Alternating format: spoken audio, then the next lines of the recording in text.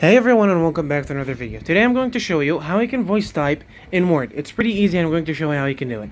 So basically voice typing is going to be really easy and it's not going to be that hard.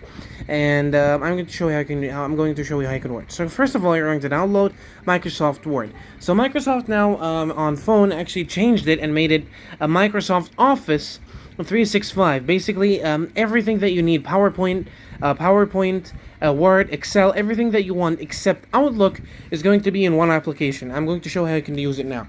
So we're going to launch up Microsoft, and then you're going to click on Create.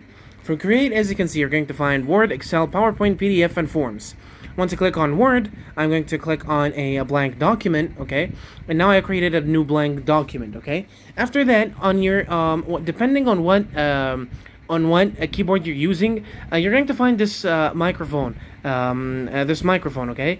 Once you click on it, okay, and it's going to ask for your keyboard to use it. Now you can start typing by your voice. Okay.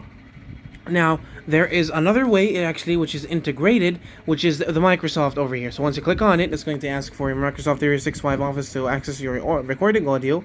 And as you can see, this is another way you can type with your voice.